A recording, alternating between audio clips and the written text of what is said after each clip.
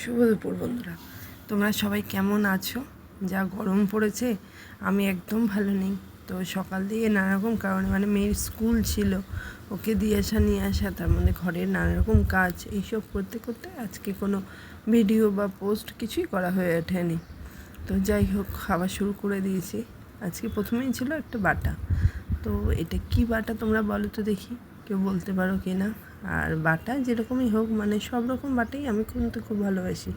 বাটা দিয়ে খেতে আমার খুব ভালোও লাগে, কারণ এটা খাওয়াও খুব গরমের জন্য ভালো। তোমাদের একটু হিংসও দিয়ে দিলাম।